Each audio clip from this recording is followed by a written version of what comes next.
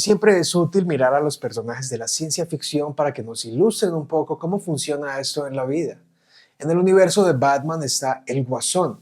El Guasón, que es un personaje que fue inventado como en los años 60 y cada día se pone peor. Es la representación del caos, del nadaísmo, de la anarquía. Es un agente quizás demoníaco que no tiene nada que perder, pero lo quiere todo destruir. Como dice Alfred en una de las películas, hay gente que solo quiere ver el mundo arder. ¿Qué hace que una persona tan inteligente, tan hábil para que tenga seguidores leales, pueda robar bancos, tumbar aviones, hacer todas esas cosas, utilizar eso para el mal?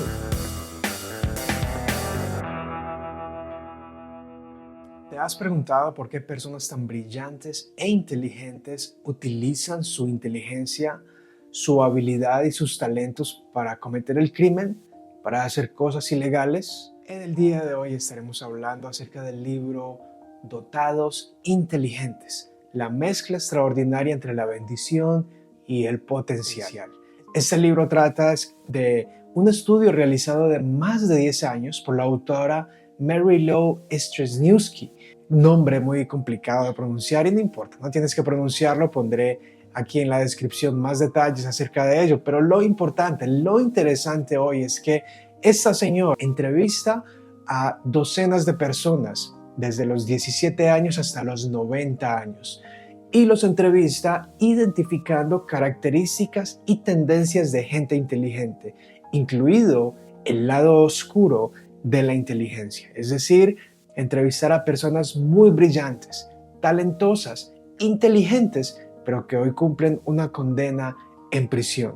¿Por qué llegaron allí? ¿Se requiere carisma para controlar un grupo, una mafia o una banda, un grupo de personas? ¿Cómo logran la gente ser tan extraordinaria?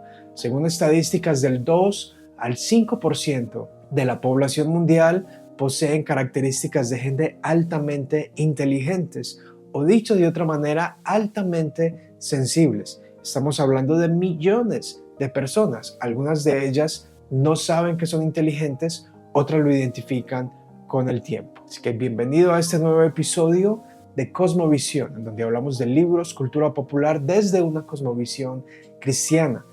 Antes de continuar, suscríbete, dale click, comparte. De esta forma me ayudas no solo a crear más contenido con más consistencia, sino también a que el algoritmo de YouTube pueda compartir y mostrarte otros libros, otro contenido que he creado en el pasado que puede ser para tu edificación o para la de algún amigo, algún compañero, alguien que tú quieras. Recuerda que todo esto lo puedes escuchar en tu podcast favorito, ya sea Spotify, Apple, Google, Amazon, el que tú prefieras. Podemos preguntarnos, ¿qué características tienen las personas altamente inteligentes o altamente sensibles? A lo mejor tengas un hijo así, a lo mejor tú tengas esas tendencias y a lo mejor esta sea la respuesta para conocerte un poco más. Aquí van 3 características de personas altamente dotadas, altamente inteligentes. Número 1. Se sienten diferentes a una edad temprana. Es decir, son niños o niñas que desde una edad temprana sienten que no encajan, que su mente va más rápido de lo que pueden pronunciar con sus palabras. Como resultado, se sienten mal entendidos y mal interpretados. Esto puede ser exacerbado cuando aún los padres o la gente a su alrededor se burlan de lo que ellos dicen o piensan, porque ellos tratan de comprender el mundo, de darle sentido, de ver más allá, pero los demás no entienden. 2. No les gusta la escuela. ¿Por qué? Parece contradictorio que un niño altamente inteligente o sensible sintiera emoción por ir a la escuela donde va a aprender. Pero lo cierto es que para el niño altamente inteligente, la escuela es un confinamiento, lo encierra, lo limita, destruye su creatividad. Y tal vez esa palabra sea demasiado fuerte, pero digamos, limita su creatividad. Si pregunta, es callado. Debe ofrecer los resultados al profesor de la forma en que el profesor lo dice, porque si lo hace de otra forma diferente, no es válido. A lo mejor él tenga interés en arte, pero suena el timbre y la campana y debe cambiarse a matemáticas. lo cual le obstruye su curiosidad y su deseo de ir más allá en el arte. Relacionado a esto, se ha hablado muchísimo, no solo como una crítica al sistema educativo que aparenta ser obsoleto, pues se han hecho comparativos con un teléfono de hace 100 años, un teléfono de hoy, y son abismalmente diferentes. Se han hecho comparativos con una silla de hace 100 años y una silla de hoy, y son completamente diferentes. Un automóvil, un edificio, bueno, aunque los edificios hoy podría decirse son más feos que los de antes porque el arte se volvió más pragmático, pero ese sería otro tema. De modo que la escuela funciona como funcionaba hace mucho tiempo. En fin, se ha hecho esa crítica al lado de la escuela. Esto hace que el movimiento homeschooler haya crecido y exponencialmente hasta el día de hoy, desde los años 70, en donde padres han querido asumir el control de la educación de sus hijos, no solo por razones religiosas, sino también por razones meramente académicas.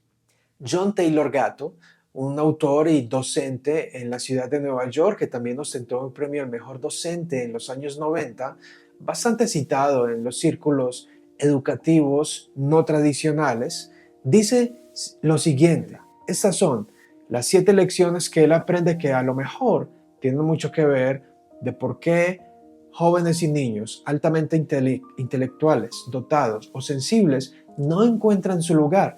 ¿Por qué hay niños inteligentes que les va mal en los exámenes y sin embargo tienen éxito en la vida? Número 1, confusión. La escuela le enseña confusión porque no hay una cohesión o conectividad entre una materia, un tema y el otro. Por ejemplo, llega el profe de religión y enseña sobre Adán y Eva, y luego llega el de ciencias y enseña sobre la evolución, sin interacción entre ambas hipótesis, teorías o narrativas. Esto crea confusión en los estudiantes. 2, posición de clases. La calificación, las pruebas que le da un número, le atribuye un número al niño y cada día trata de estimularlo para complacer al docente, crea posiciones de clases, unos mejores que otros, una competitividad que podría discutirse, podría ser sana o malsana. No sé tú qué piensas al respecto. 3, indiferencia. Hay una indiferencia sobre lo que acabo de mencionar, el interés del estudiante, su propia curiosidad por cumplir con una agenda, con un currículo. Dependencia emocional. La dependencia emocional es que el niño está feliz y contento solo cuando obtiene ciertos resultados. Recuerdo cuando estaba en el bachillerato y una compañera que siempre sacaba arriba de 4,5. Acá en el país de donde soy, en Colombia, se calificaba de 1 a 5, siendo 5 mayor. Y cuando ella sacaba 4 o 3,8, se ponía a llorar intensamente. Su dependencia emocional, es lo que habla este autor, hace que el niño dependa de una validación que le da el docente o un número. Número 5, dependencia intelectual. De nuevo, la dependencia intelectual depende de lo que el docente o la institución educativa le pueda proveer. 6, autoestima provisional. Y número 7, no te puedes esconder, es decir, el profesor te conoce, los docentes te conocen y no puedes esconderte. En otras palabras, a esto se refiere Stresniewski en nuestro libro de hoy, cuando habla de que personas, individuos altamente inteligentes que resultan en la criminalidad, en lo ilegal, para encontrar un estímulo mayor, lo hacen debido a que odiaban la escuela porque ésta los hacía sentir confinados y no les daba su libertad para ellos desarrollar sus intereses y entregar al máximo su potencial. Y siempre es útil mirar a los personajes de la ciencia ficción para que nos ilustren un poco cómo funciona esto en la vida. En el universo de Batman está el Guasón que es un personaje que fue inventado como en los años 60 y cada día se pone peor. Es la representación del caos, del nadaísmo, de la anarquía. Es un agente quizás demoníaco que no tiene nada que perder, pero lo quiere todo destruir. Como dice Alfred en una de las películas, hay gente que solo quiere ver el mundo arder. ¿Qué hace que una persona tan inteligente, tan hábil para que tenga seguidores leales, pueda robar bancos, tumbar aviones, hacer todas esas cosas? Utilizar eso para el mal. Eso es lo que dice un oficial de cárcel Quizá la persona inteligente que se torna hacia el crimen es una persona rota. De nuevo, quizás sea una explicación, no una justificación. Una explicación porque esas personas no encuentran su lugar, se decepcionan del sistema, del mundo en que viven, se desilusionan al darse cuenta de que todo quizá es de mentiras, que todo funciona a través de conexiones, que la gente no es sincera, que la gente siempre habla en códigos, que la gente no habla de manera real. Eso es lo que dice un psicólogo del Temple University. Bandidos inteligentes cometen crímenes grandes. Ellos no roban tiendas, roban bancos, secuestran aviones, cosas dramáticas. A menudo tienen el control sobre un grupo de personas y tienden a ser algo implacables. En el mundo de la ficción, el personaje del Guasón tiene estas características.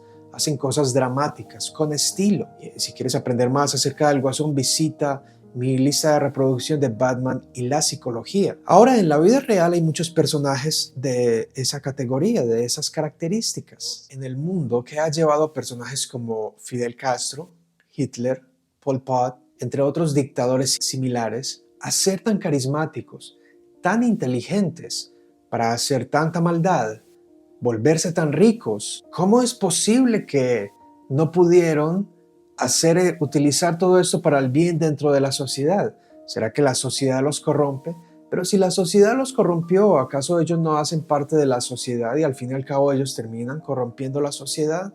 Por ejemplo, en la ciudad donde yo he vivido casi toda mi vida, en Medellín, hay mucha historia acerca de los carteles, las mafias, el narcotráfico, una historia que mi ciudad ha querido borrar, trayendo una nueva cultura, trayendo una nueva educación, queriendo eliminar ese sentimiento bandolero y criminal. Nos guste o no, el lenguaje ha sido afectado y la cultura afectada por este movimiento, por decirlo así, esta situación que surgió en los 70, casi hasta los años 90, específicamente cuando Pablo Escobar Gaviria es asesinado por el gobierno colombiano. Y es que estas personas eran muy inteligentes. Por ejemplo, en la serie El Patrón del Mal se muestra un hombre muy inteligente. Pablo Escobar llegó a dominar el 80% de la droga a nivel mundial, del narcotráfico. Él solo la finca de Nápoles, donde traía animales exóticos que ni el gobierno tenía los recursos para alimentarlos.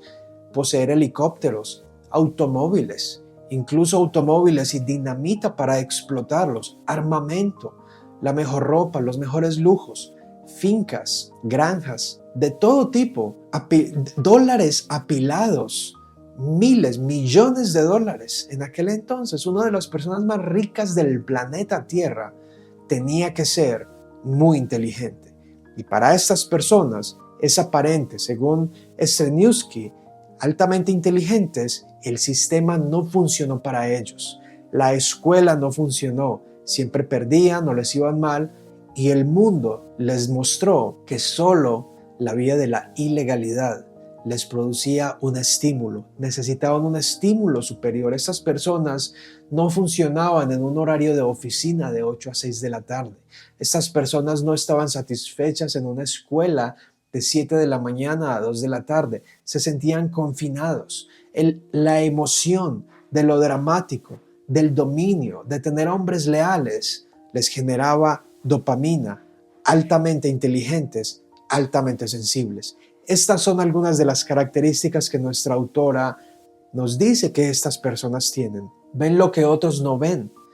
2. Leen entre líneas las declaraciones de los demás. 3. Les va mal en pruebas educativas. 4. Tienden a ser muy brillantes. Y 5. Poseen una cualidad carismática que les permite dominar a aquellos con quien entran en contacto. ¿Suena familiar? Para ser un gran líder, para ser un capo, para ser alguien que domina, un revolucionario, un buen malo, se necesita carisma. Gente leal. Eso tiene mucho que ver con la identidad. Aquellos hombres y mujeres que son leales hasta la muerte a estos individuos se identifican con él, lo ven como un Dios. Su vida, su confianza se pone en él porque él es el proveedor de su protección y fidelidad. Es una especie de pacto, de un contrato. Yo te entrego mi lealtad, tú me das protección, tú me das todo el dinero, tú me das posición, un buen nombre, una buena postura. Pero la pregunta permanece, ¿por qué? ¿Será esto solo una máscara? Al evaluar estos personajes y al hacer sentido de las cosas, me pregunto de nuevo, ¿qué hace que alguien tan dotado, tan inteligente, se vuelva así? ¿Fueron así o solo encontraron la oportunidad de hacerlo? Como dice un autor por ahí, el dinero no daña a las personas, las desenmascara. En un viaje que tuve en un avión de unas 6 horas me leí el libro El nacimiento y muerte del cartel de Medellín por el anterior narcotraficante Carlos Leder, un hombre que venía de buena familia, ciudadano colombiano y alemán. Su padre era alemán, era un hombre que no era pobre, venía de buena familia y tenía buena educación. En una de las entrevistas, luego de pasar 30 años en prisión siendo extraditado a los Estados Unidos, el entrevistador le dice, señor Leder, ¿por qué se volvió así? Y él dice, pues, eso sigue siendo una pregunta que yo mismo me hago. Es interesante que él diga eso, porque él no explica qué le generaba estímulo robar carros en Estados Unidos, luego traficarlos, traficar la droga y dirigir todas las rutas de aviación desde Colombia hasta las Bahamas y hasta Miami. Un hombre que en su libro narra haber terminado su bachillerato siendo adulto en los Estados Unidos en la cárcel porque se salió de la escuela, no continuó. Un hombre que poseía aviones, él mismo aprendió a pilotar aviones y solo era bachiller. Un hombre que construyó aeropuertos, compró una isla entera en las Bahamas, coordinó las rutas de aviación. Esto es presentado de manera bastante cómica en la película Hecho en Estados Unidos, protagonizada por Tom Cruise, donde él interpreta a uno de los pilotos llamado Barry Seal y que tiene mucha relación con esa época. ¿Qué hace que esta gente se vuelva así? Altamente inteligente. La verdad es, y la realidad es que según la psicología, estas personas requieren un estímulo mayor. El colegio tradicional no les provee un estímulo mayor. La gente no los comprende. La gente se burla de ellos. No les funciona una rutina común. Quieren algo más. Operan diferente. Tienen un diseño diferente. La escuela diseñada para producir estudiantes en masa desde hace más de 100 años en un mismo salón con niños de su misma edad, con el mismo currículo, simplemente no funciona para estas personas. Por lo tanto, se tornan hacia la criminalidad. Esto es lo que dice. A lo mejor el vacío o superficialidad de la vida sin mayores objetivos, lealtades y amor verdadero deja a la persona altamente inteligente tan aburrida que eventualmente se torna hacia hazañas dañinas, autodestructivas, antisociales, con el fin de encontrar algo fresco y estimulante en donde pueda aplicar sus relativamente inútiles y no desafiadas energías y talentos. Traducido al español, lo que nos está diciendo es, estas personas sienten que su vida se pierde y que sus talentos pueden ser mejor usados de otra manera. Así que es un libro bastante interesante. Puede encontrar la explicación tal vez de por qué tu hijo o algunos niños en la sociedad simplemente no encajan, hacen preguntas extrañas. La Biblia nos enseña algunos principios acerca de por lo menos estas dos cosas. Uno, ¿cuál es la explicación divina de por qué los hombres se vuelven así? Y dos, cómo educar y criar niños que potencialmente son altamente dotados y cuyo sistema educativo tradicional no funciona. El Salmo 58, verso 3 nos dice que los impíos se han descarriado desde la matriz. Este verso es muy interesante porque si se descarrían, se apartan del carril, del camino recto desde la matriz, significa que desde la matriz número uno son personas, son individuos, no son algo que luego serán alguien, sino que ya son individuos que poseen el pecado, que tienen el pecado original, es decir, son pecadores y por lo tanto van a pecar. Esto hace entonces que el pecado en ellos se manifieste a través de estas diversas tentaciones, sea estimulado y en algunos simplemente sean entregados a estos pecados. Significa entonces que sí, la sociedad los puede influenciar y en ocasiones exacerbar el mal que ya hay en ellos. Pero la verdad es que tanto los altamente inteligentes como los demás somos pecadores y eso hace que todos tengamos una gran potencialidad del mal. Es por eso que, de nuevo, hablando de mi ciudad de Medellín y de esa cultura narco, muchos jóvenes en aquel entonces encontraron su identidad matando, siendo sicarios, gatilleros, y es porque fueron atraídos por esta moda, tal vez por pecados predominantes del momento. Ahora, 2. San Pablo en Efesios 6 dice que a los hijos no se debe provocar a ira. Y en Colosenses 3 también dice que no exasperen a sus hijos. Esos son por lo menos 2 instrucciones vitales para ayudar a sus hijos. No les estorbe el camino, no los exaspere, no se burle de ellos, no los presione. ¿Cuáles son realmente las prioridades? Priorizar la academia, una nota en el colegio o la relación con el niño. Identificar cuáles son sus habilidades, sus aptitudes, sus intereses. Eso es más importante que un número 5 o un número 4 en un papel. No exasperarlos. Cuando los exaspera, ellos le tomarán miedo a la vida, le cogerán miedo a la vida y a lo mejor desconfianza a usted y a todos los adultos. Por lo tanto, serán provocados a ira. Provocarlos a ira es alimentar un resentimiento hacia los padres que puede perdurar hasta su adultez. Esto hace que tengan rabia por ser mal comprendidos, por recibir burlas, por prohibirles pintar o hacer arte o música, lo que más les gusta, porque ellos saben qué es lo más importante para los padres, o la academia o la relación con ellos. Bien, hasta aquí entonces este pequeño episodio acerca de niños altamente inteligentes, adultos altamente sensibles, la mezclada bendición entre la potencialidad y la inteligencia. Cómo las personas altamente inteligentes pueden tornarse a hacer lo malo, a encontrar estímulo en la maldad. Y cómo podemos cuestionar, reflexionar qué podemos hacer mejor con nuestros hijos y nietos. Y a lo mejor tú no tengas hijos todavía, pero algún día los vas a tener y necesitas pensar en ello. ¿Cuál es tu prioridad en la educación para ellos? ¿Cuál es el producto final que quieres en ellos? Y para eso hay muchos más recursos. Te invito a mirar otras reseñas acá que a lo mejor te interesen relacionadas con la educación, con la psicología y con la teología y otras cosas. Suscríbete, comparte, eso me ayuda a que el algoritmo de YouTube disemine más el contenido y hasta pronto.